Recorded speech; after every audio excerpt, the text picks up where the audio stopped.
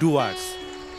নামটা শুনলেই মনে আসে বিস্তীর্ণ চা বাগান, সবুজে মোড়া ঘন শাল সেগুনের জঙ্গল, স্বচ্ছ নদীর কলতান আর কুয়াশা মাখা এক সকাল। সব মিলিয়ে ডুয়ার্স যেন এক স্বপ্নময় অনুভূতি।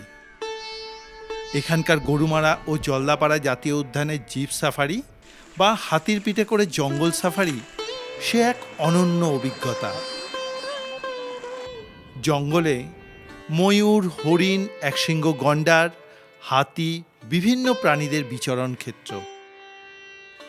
প্রকৃতিকে খুব কাছ থেকে অনুভব করার জন্য আমরা সপরিবারে বন্ধুবান্ধবদের সাথে 4 রাত 5 দিনের জন্য বেরিয়ে পড়েছিলাম ডুয়ার্স ভ্রমণে। ডুয়ার্স ভ্রমণে আজকে আমাদের 3য় দিন। গত 2 দিনে আমরা কলকাতার থেকে এসে প্রথম দিনকে জয়ন্তী এবং পরের দিনকে জলদাপাড়া ঘুরে দেখেছি। জলদাপাড়া অভয়ারণ্যের মধ্যে জিপ সাফারির এক সুন্দর অভিজ্ঞতা, তার গল্প গত পর্বেই বলেছি।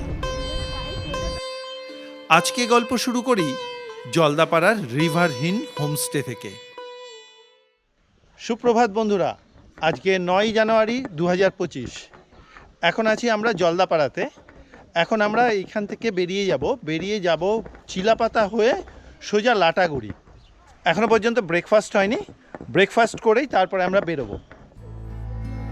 আজকে আমরা লাটাগুড়ি রিসোর্টে আমার মেয়ের জন্মদিন পালন করব আর ঘুরে দেখব ঝালং, জলঢাকা হাইড্রো প্রজেক্ট, বিন্দু, অ্যাপেল স্টোন, আরও অনেক কিছু। আমাদের জলদাপাড়ার হোমস্টের পরিবেশটা বেশ সুন্দর ছিল।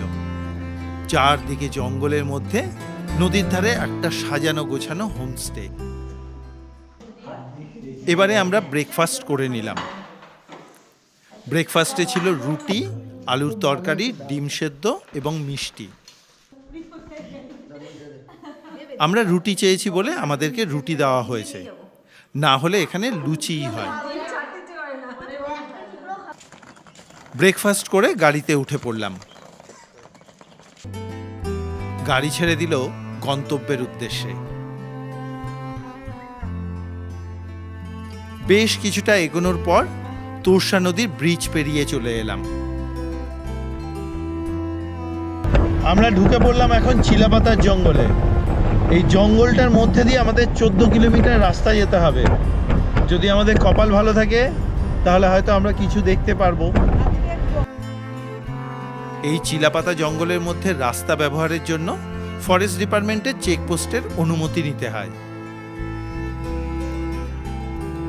রাস্তার 2 দিকে বড় বড় শাল, সেগুন, বিভিন্ন প্রজাতি গাছেদের ঘন জঙ্গল। শুনেছি এই পথে যেতে যেতে মাঝে মাঝেই বন্য প্রাণীদের দেখা মেলে। আমাদের গাড়ি জঙ্গলে পথ ধরে এগোতে থাকলো। এখানে কি কি পাওয়া যায় বেশি? এখানে বেশি হাতি আর বাইসনটাই বেশি এখানে আছে। এখানে খাবারটা অ্যাভেলেবেল বেশি আছে এখানে, এই জন্য হাতি আর বাইসনটার চান্স থাকে বেশি দেখার। কার সাফারি করবেন তখন দেখতে পাবেন। আমরা ড্রাইভার মনোজ ভাইয়ের সঙ্গে গল্প করতে করতে চলতে থাকলাম। 2 জায়গা থেকে চিলাপাতা জঙ্গলের সাফারি হয়। এছাড়া আপনার মালুমগি লজ আছে, ওখান থেকে হাতি সাফারি হয় জঙ্গলের মধ্যে। ওটা কোদাল বস্তি টিকিট করতে হবে। বেশ কিছুক্ষণ জঙ্গল পেরিয়ে আমরা চা বাগানের পাশের রাস্তা দিয়ে এগোতে থাকলাম। আমাদের গাড়ি এখন দাঁড় করালো মাদারিহাট বাজারে, কারণ আজকে 9 জানুয়ারি আমার মেয়ের জন্মদিন। তার জন্য এখান থেকে একটা কেক নেব। কেকের দোকানে ঢুকে আমরা কেক কিনে নিলাম।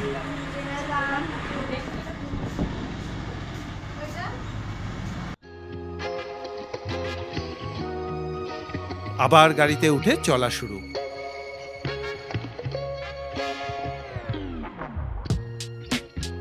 বেশ কিছুটা চলার পর আমরা এসে পৌঁছলাম বাতাবাড়ি চা বাগানে।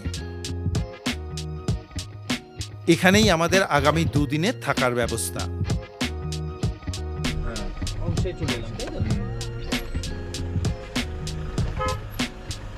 রিসোর্ট এখন বাজে বেলা 3টে। এই এসে পৌঁছে গেলাম লাটাগুড়ির গ্রিন টি রিসোর্টে। এখন গাড়ি থেকে নেবে, যাই আগে অফিসিয়াল কাজগুলোকে কমপ্লিট করি। এই যে সবার অফিসে ঢুকে আমাদের চেক ইনের সমস্ত অফিসিয়াল কাজকর্ম হয়ে গেল। এখন উনি আমাদের নিয়ে যাচ্ছেন রুমের দিকে। চলুন যাওয়া যাক, আপনাদেরকে রুমটাও ঘুরিয়ে দেখাবো। বেশ বড় জায়গা নিয়ে কিন্তু এই গ্রিন টি রিসোর্টটা। এটা ঠিক শেখরদার সঙ্গে ট্রিপে আসলে শেখরদা যে যে জায়গায় রাখে না, সব কটা জায়গায় একদম A1। খাওয়া দাওয়াটাও খুব ভালো হয়, থাকার জায়গা তো অনবদ্য সব কটা। এই জন্যই আমার মিসেস কিন্তু বারবার করে বলে যে না, শেখরদার সঙ্গেই যাব। চলুন এই ঘরটা দেখি। কিছুটা হেঁটেই পৌঁছে গেলাম ঘরের কাছে। এই হলো আমাদের জন্য বরাদ্দ 106 নম্বর রুম।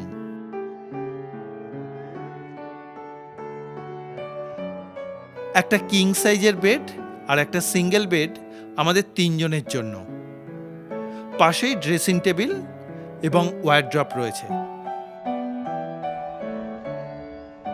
রুমটা বেশ বড়, পরিষ্কার পরিচ্ছন্ন। এই হচ্ছে আমাদের থাকার কটেজ। এইখানে কিন্তু আমরা আজকে এবং আগামীকাল 2 দিন থাকবো, তারপরে পরশু দিনকে এখান থেকে বেরোবো। আপনাদেরকে জানিয়ে রাখি, আমরা 4 রাত 5 দিনের ডুয়ার্সের এই ট্রিপটা করছি ট্যুর কিংডমের সঙ্গে। এর আগে ওনাদের সঙ্গে আমি বেরিয়েছি, ওনাদের ব্যবস্থাপনা বেশ ভালো পেয়েছি আর এখনও পাচ্ছি। এই গ্রিন টি রিসোর্টটা সত্যি ব্যাপক, প্রচুর জায়গা। ছোট বাচ্চা থাকলে তারাও প্রচুর মজা পাবে। সত্যিই কিন্তু অপূর্ব সুন্দর জায়গা। এই যে আসা মাত্রই আমার মেয়ে যা শুরু করে দিয়েছে, ওই যে দেখুন, মানে তার ছটপটানি যে কি বেড়ে গেছে এখানে ঢোকা মাত্রই, কল্পনা করা যায় না। দূর থেকে দেখি আমার মেয়ে রাহির প্রাণ খোলা আনন্দ। আরে একটা একটা করে হ্যাঁ এরকম করে এগো পরেরটা। Very good very good. চলা বহুত দাঁড়াওনি কেন এটা? এটা করার মানেটা কি? কিচ্ছু না, খুব সুন্দর। চলে আসো। সুন্দর। উঠে তো পড়েছে, এখন একটু ভয়ও পাচ্ছে। চলে এবার পাটা ঘুরিয়ে দাও। হ্যাঁ ঘুরে যা। নাবার সময় বাবাকে যেতে হলো। হ্যাঁ নে আস্তে করে, আস্তেই করে পাটা। হ্যাঁ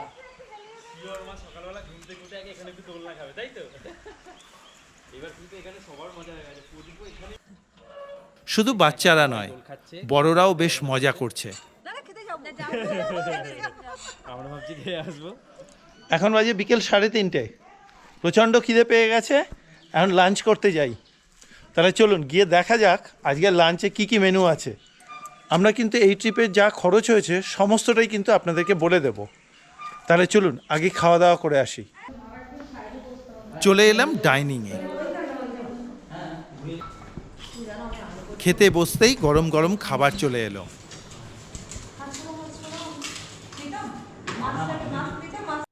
মেনুতে ছিল ভাত, ডাল, আলু পোস্ত, মাছ ও চাটনি, পাঁপড়। খিদে পেটে খাবার পেতেই সবাই ব্যস্ত হয়ে পড়ল। আমরা খাওয়া দাওয়া করে বেরোলাম। রান্না বান্না সত্যিই খুব সুন্দর এখানকার। কি অপর্ণা? দারুণ, অসাধারণ। প্রত্যেকটা রান্না এতটা ভালো লেগেছে যে প্রচুর খেয়েছি আজকে আমি। এখন আমরা এইবারে এই রিসোর্ট থেকে বেরিয়ে চা বাগানে যাচ্ছি। রিসোর্টের কম্পাউন্ডার থেকে বেরিয়েই চা বাগান। আমরা একটু চা বাগান ঘুরে আসি। হাতে তো সময় আছে, দিনে আলো আছে। ওই একদম বেরিয়েই সামনে দেখুন। ওই যে এরপরেই সবাই মিলে গেলাম সামনের চা বাগান ঘুরতে। রিসোর্টের সামনের চা বাগানটা বেশ বড়। এখন চা পাতা তোলা বন্ধ।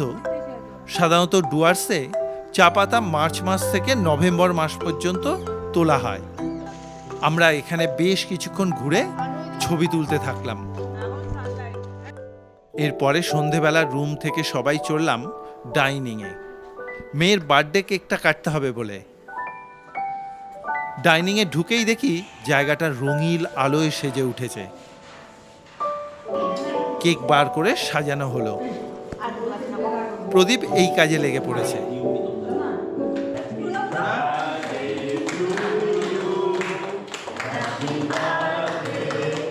এবারে রিসোর্টের সবাইকে নিয়ে বার্থডে কেক কাটা হলো।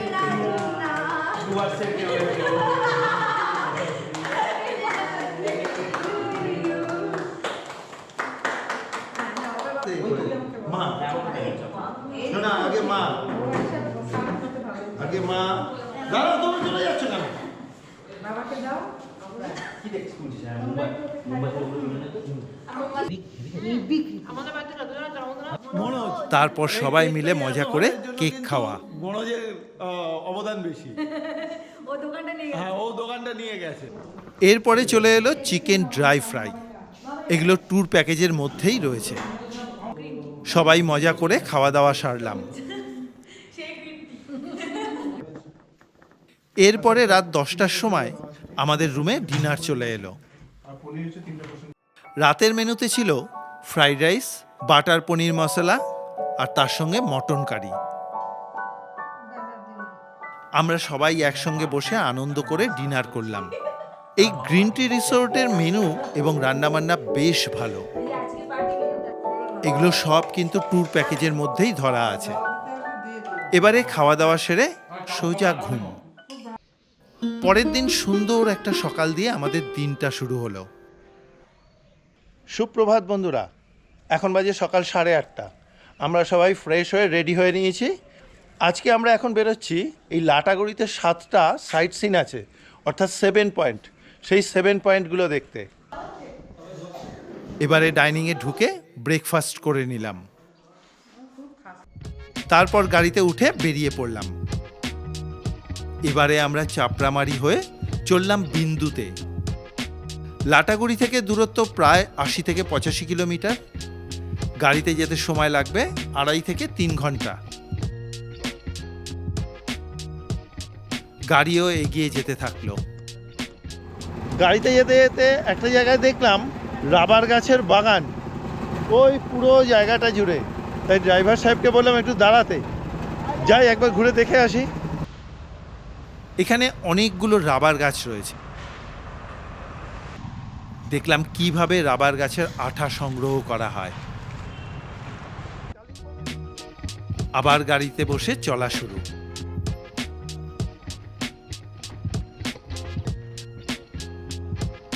বেশ কিছুটা আসার পর গাড়ি একটা জায়গায় এসে দাঁড়ালো।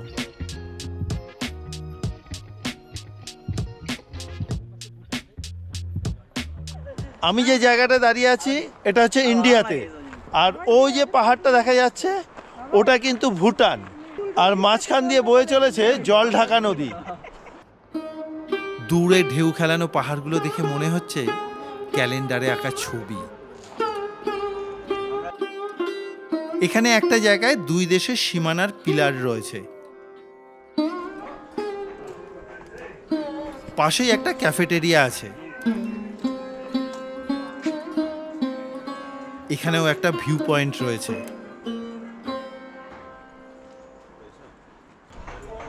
আমরা এখানে একটু কফি খেয়ে নিলাম। এবারে গাড়িতে উঠে জঙ্গলে ঘেরা পাহাড়ি আঁকাবাঁকা পথ ধরে এগোতে থাকলাম। পাহাড়ের এই দিকটা যেন আরো সবুজ, আরো প্রাণবন্ত। এই দিকের রাস্তায় চলতে বেশ ভালো লাগছে।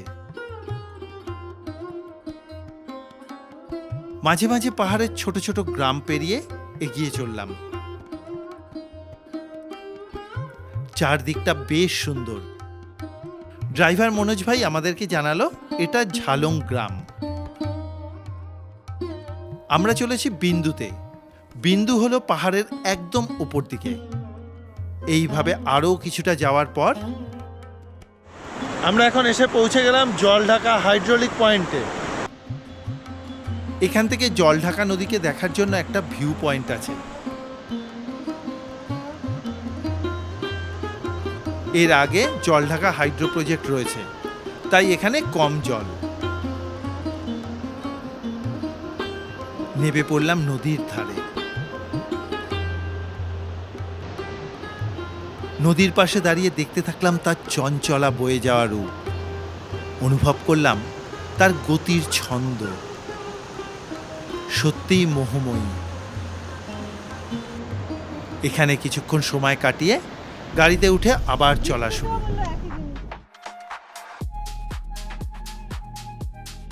এরপরে পাহাড়ের আরো ওপর দিকে উঠতে থাকলাম।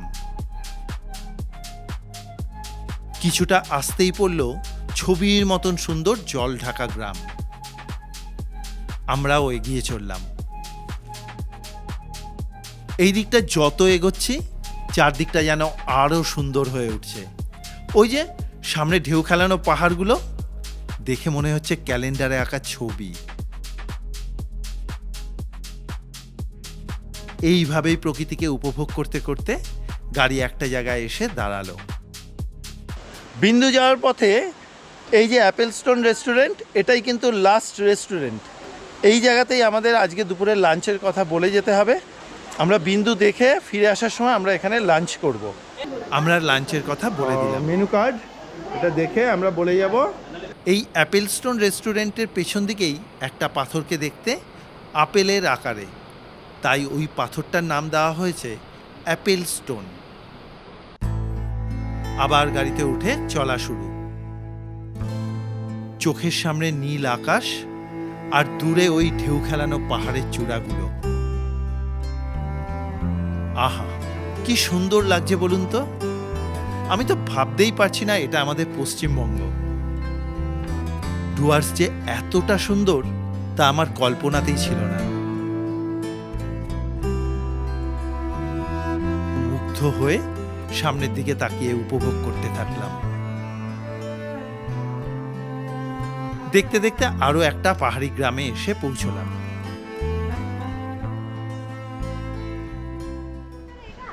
আমরা এখন এসে পৌঁছে গেলাম বিন্দু গ্রামে।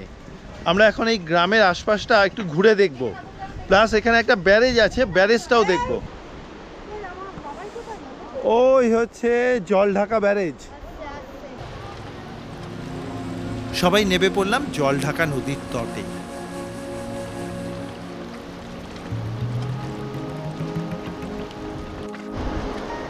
প্রথম দর্শনেই আমি জায়গাটার প্রেমে পড়ে গেলাম।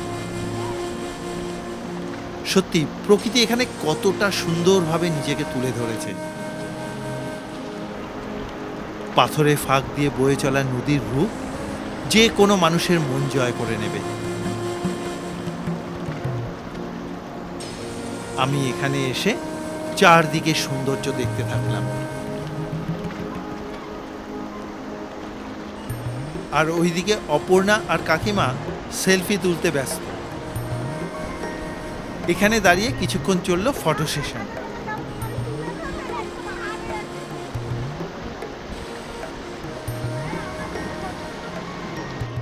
আর আমার মেয়ে রাজন্যা তো জল নিয়ে খেলতে ব্যস্ত প্রদীপের সঙ্গে। এখানে অনেকটা সময় কাটালাম আমরা। এখানে আসার পর আমরা সবাই প্রতিটা মুহূর্তকে খুব ভালোভাবে উপভোগ করেছি। এরপরে সবাই মিলে ফিরে চললাম। বেশ কিছুটা সময় কিন্তু এখানে কাটালাম, খুব ভালো লাগলো। অনেক টুরিস্ট এসছে এখানে। এই জায়গাটা খুব সুন্দর, জলঢাকা নদীর একদম জলের কাছে যাওয়ার জন্য। নদীর পাশে গ্রামের মহিলারা বিভিন্ন রকমের লজেন্স, পার্স ও অন্যান্য জিনিসপত্র বিক্রি করছেন। অপর্ণা আর রাহি কিছু জিনিস কিনে নিল। মেইন রাস্তার পাশে অনেক দোকান আছে শীত বস্ত্রের, যেমন বিভিন্ন ধরনের টুপি, জ্যাকেট, ব্যাগ, আরও কত কি। আবার গাড়িতে উঠে পথ চলা শুরু। এবারে আমাদের লাঞ্চ করতে হবে। এখন বাজে বেলা 12:30। আমরা চলে এসেছি হোটেল অ্যাপেল স্টোনে। এখানে এখন আমরা দুপুরবেলার লাঞ্চটা করব। যাওয়ার সময় তো বলেই গেছিলাম, আপনাদের দেখিয়েওছি।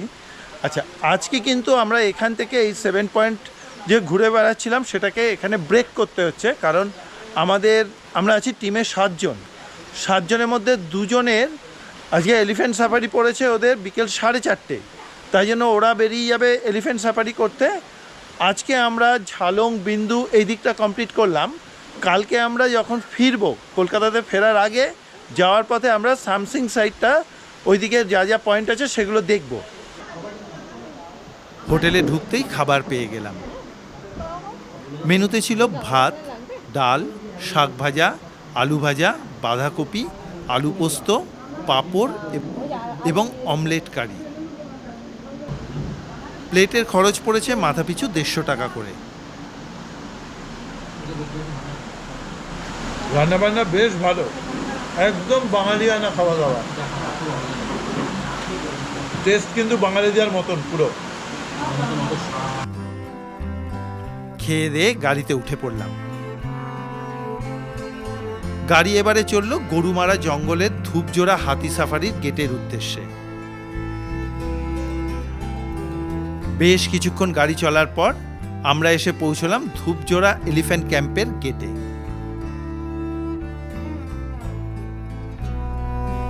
হাতি সাফারি করার বুকিংয়ের কাগজপত্র দেখিয়ে ভেতরে ঢুকতে পারলাম। অফিসের কাজকর্ম সেরে প্রদীপরা দুজনে হাতি সাফারিতে বেরিয়ে গেল। আমাদের বুকিং রয়েছে আগামীকালকে।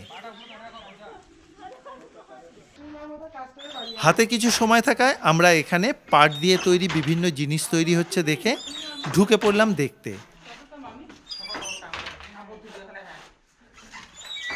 এখানে কিছুটা সময় কাটিয়ে চলে এলাম পাশের চা বাগানে। সামনে আমার মেয়ে চলেছে। এখানেও অনেকটা সময় কাটালাম।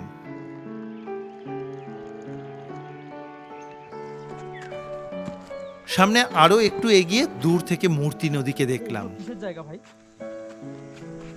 এই জায়গাগুলো? এবার চলে এলাম ফরেস্ট অফিসের সামনে।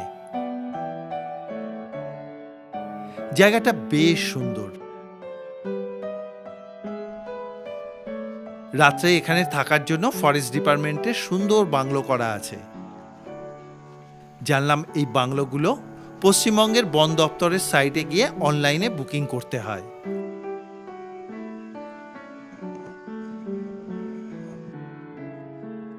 প্রদীপরা হাতি সাফারি করে ফিরতেই আমরা ফিরে চললাম গ্রিন টি রিসোর্টের উদ্দেশ্যে। আর অপেক্ষায় রইলাম অ্যাডভেঞ্চারে ভরা আগামীকালে আমাদের হাতি সাফারির জন্য।